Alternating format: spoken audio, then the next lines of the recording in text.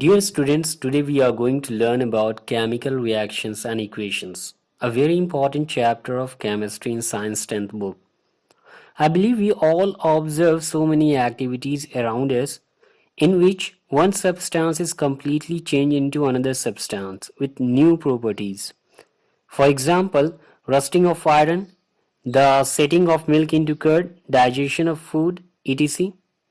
These all activities indicates towards a reaction which is called chemical reaction. So I believe now you can answer this question.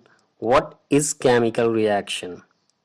Okay, before I explain the definition, I would like to know whether you know it or not, how water is formed. Before defining the chemical reaction, let's go back in the history. A great scientist Lavoisier experimented and informed us that one molecule of water is formed due to the reaction of two atoms of hydrogen and one atom of oxygen. So now chemical reaction can be defined as a chemical reaction is a change in which one or more elements, which is also called reactants, react with each other to form new substances, which is called products also, with a new property. Now we can take an example here, as we have taken the hydrogen gas and oxygen gas, and after the reaction they form liquid, which is called water. Those elements which are written on the left side of arrow, these elements are called reactants, while the substance which is formed after the chemical reaction, it is written on the right side of arrow and it is called product. Dear students, do you know what happens after chemical reaction? Now let's talk about the things which happens after the chemical reaction. The first thing which we observe after the chemical reaction, it is change in state. For example, when hydrogen, which is a gas, reacts with oxygen, which is also a gas, forms water, which is liquid. So this chemical reaction shows us that in most of the chemical reaction, the state of reactants changes into a different state. Now, second thing which we observe, that is change in color. In most of the reaction, the color of the reactants changes into a different color. For example, when an iron nail is dipped in copper sulfate solution, the color of the solution changes from blue to green color. As you can see here that the blue color changes into green color. The next thing which we observe, that is evolution of gas. In most of the chemical reaction, after the reaction, the gas evolves. For example, when zinc reacts with sulfuric acid, it forms zinc sulfate and hydrogen gas is evolved. In the picture you can see here that we have taken the zinc granules, and when it reacts with sulfuric acid, zinc sulfate is formed and hydrogen gas evolves. The next thing which we observe, which takes place after the chemical reaction, that is change in temperature.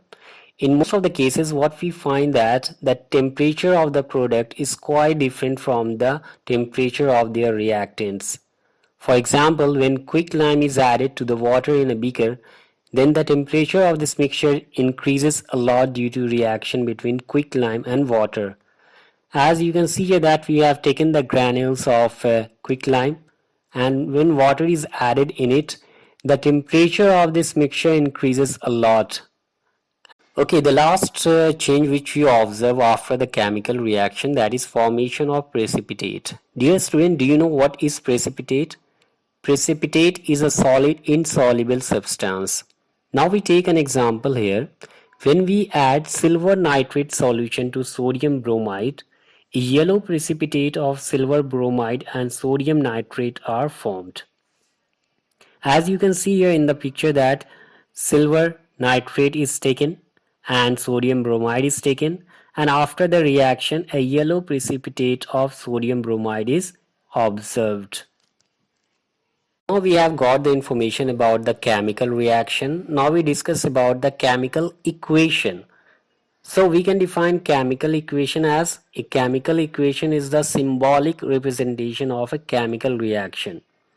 As we have earlier seen that for hydrogen gas, what do we write? H For oxygen gas we write O, and for water we write H2O. It means that these HO, these are the symbolic representation of a element. Now here in this example, as we can see here, that when zinc reacts with sulfuric acid, it forms zinc sulfate and hydrogen gas is evolved. It is written in the statement. Okay, now when we use the symbolic representation, what do we write? For zinc we write Zn, and for sulfuric acid we write H2SO4. So again zinc sulfate ZnSO4, and for hydrogen gas we write H. So this is called chemical equation. The next topic which we have to understand, that is word equation. It is quite simple. When equation is written in words, then equation is called word equation.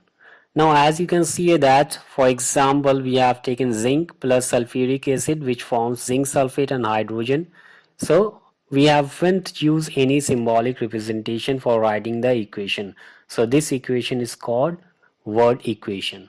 Now the next thing which we have to understand, that is unbalanced chemical equation.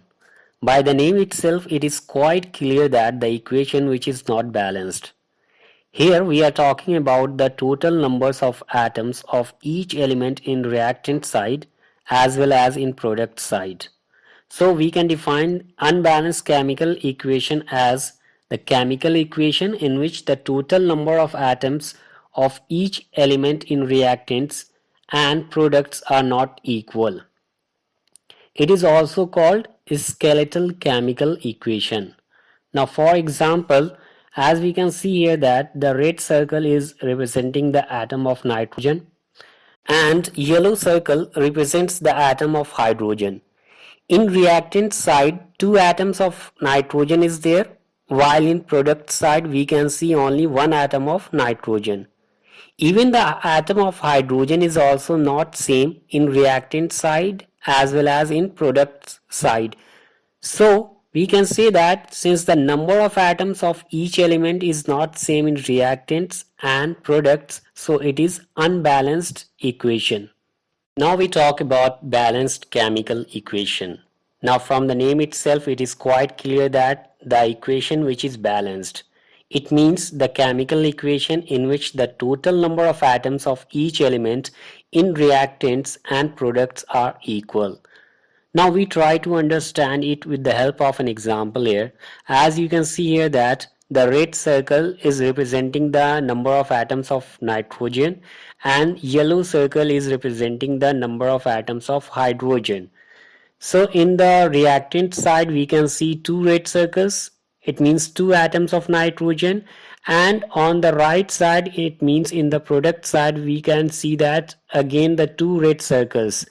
It means that both red circles are equal. It means the number of atoms of nitrogen is equal on both sides.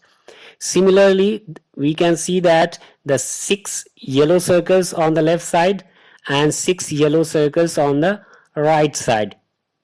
It means the number of atoms of each element is same in reactants and products, so it is balanced equation. Now the last topic which we have to study in this video, that is how to balance chemical equation. Dear student, it becomes quite difficult for us when we see any equation and it is not balanced and someone asks us to balance the equation. As we all try the hit and trial method, but sometimes it becomes very difficult to solve the equation by using that method. So in this video, what I'm gonna do here, that I just introduce a new method by which you can easily solve or you can easily balance the chemical equation. Now for balancing the chemical equation, we have to follow these steps. The first step which we have to take, that is we have to write A, B, C in front of each reactant and product. As we have done here, we have written A in front of nitrogen N, we have written B in front of hydrogen H, and we have written C in front of NH3. Now after writing it, what we have to do, that we have to write the number of atoms in terms of A, B, C. Now number of atoms before reaction, the total number of nitrogen atom is A into 2, that is 2A, and total number of hydrogen atom is B into 2, 2B. In the same manner, number of atoms after reaction, the total number of nitrogen atom is C into 1C, and the total number of hydrogen atom is C into 3, 3C. Since we are balancing the chemical equation, so it means the total number of atoms of each element must be equal in both sides. So now we can write here number of atoms of nitrogen in reactant equals to number of atoms of nitrogen in product. That is 2A equals to C. Now next step, what we have to do, that we have to assume the value of A that is equal to 1. So as we have earlier got the equation 2A equals to C, so now putting the value of A in this equation, what we get, 2 into 1, that is equal to C. It means C equals to 2. Now in the same manner, we will also equalize the number of atoms of hydrogen. So number of atoms of hydrogen in reactant, that is equal to number of atoms of hydrogen in product. So 2B equals to 3C. Now we have got the value of C equals to 2. So we put the value in this equation. 2B equals to 3 into 2. So B equals to 3. Now we have to find the value of each letter. Let's say that if we take A, B, C, D, so we have to find the value of D as well. Here we have got A equals to 1, B equals to 3 and C equals to 2. Now what we have to do, we have to write the value at their place in equation. 1 is written in front of nitrogen, it means at the place of A, or we can ignore. Then we write 3 at the place of B and 2 at the place of C. Now we check whether we have got the same number of atoms both sides or not. The total number of nitrogen atom is 2 in reactant side and 2 in product side. So it is equal. Similarly, the total number of hydrogen atom, that is 6 before the reaction, and even after the reaction, that is also 6. So this is a balanced chemical equation. In next video, we will learn about different kinds of chemical reaction. So thank you very much for watching this video.